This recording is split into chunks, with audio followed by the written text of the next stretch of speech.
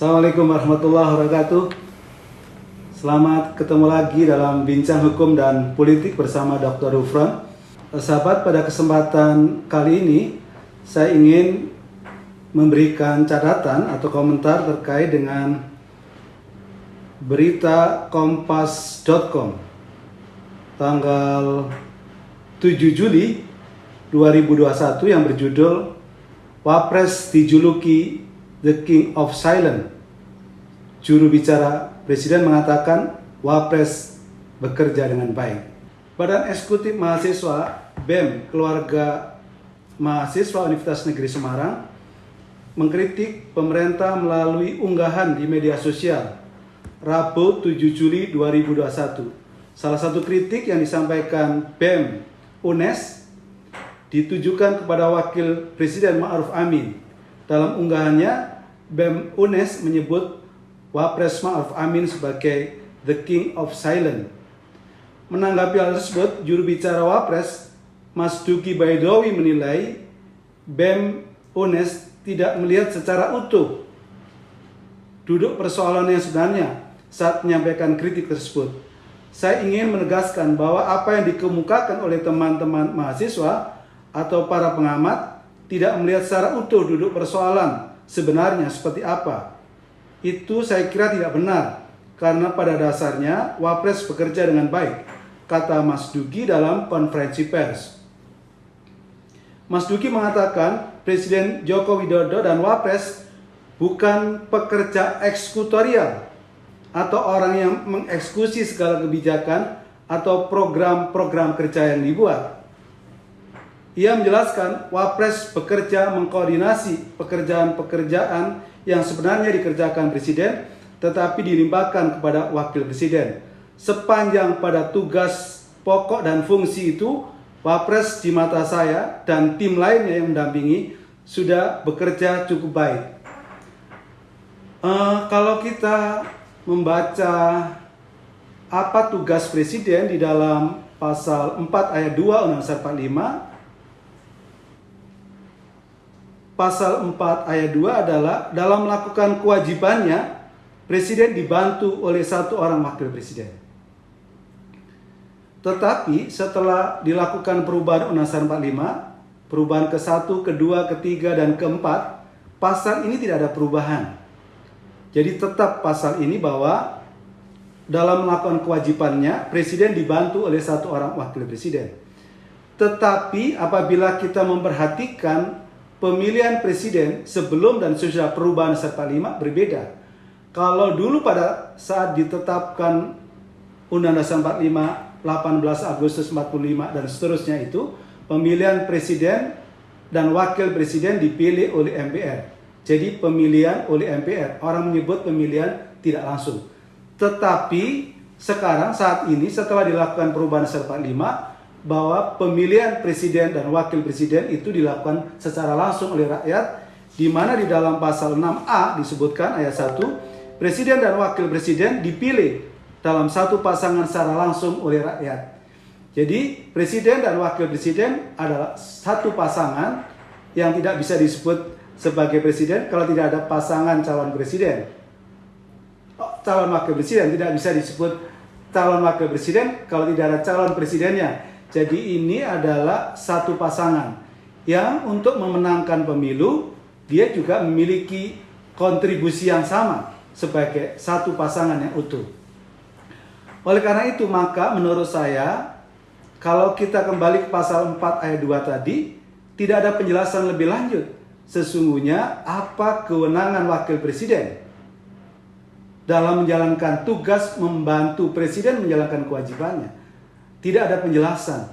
Oleh karena itu, saya ingin mengatakan bahwa ketika mahasiswa BEM UNES mengatakan bahwa Wakil Presiden Ma'ruf Amin itu dijuluki The King of Silence, Pak Ma'ruf Amin juga mengatakan bahwa The Silent itu tidak sama artinya dengan tidak bekerja. Jadi beliau mengatakan bahwa tidak berarti kalau diam itu tidak bekerja. Malah beliau mengatakan bahwa apa istilahnya itu, silent is the gold. Jadi diam itu adalah emas gitu.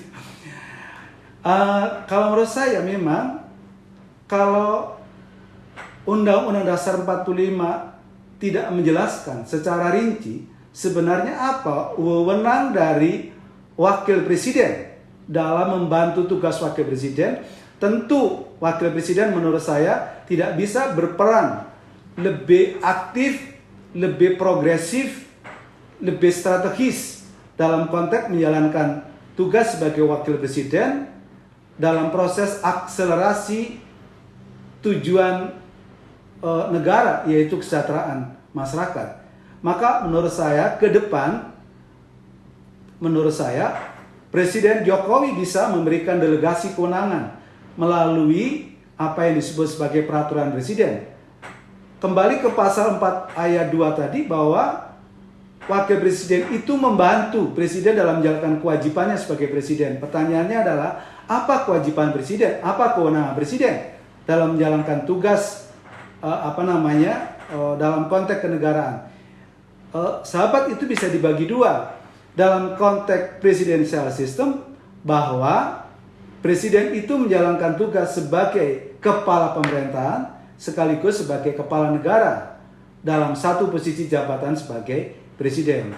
Maka menurut saya nanti akan mengusulkan apa-apa saja sebenarnya kewenangan yang bisa didelegasikan kepada wakil presiden dalam konteks membantu presiden sebagai kepala negara dan presiden sebagai kepala pemerintahan. Selanjutnya pada sesi ini saya ingin menyampaikan janji saya.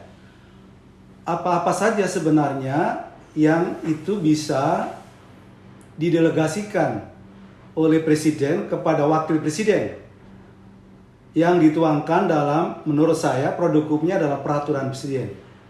Dalam konteks membantu presiden dalam menjalankan tugas pemerintahan. Yang pertama adalah memimpin, melaksanakan tugas pemerintahan sehari-hari.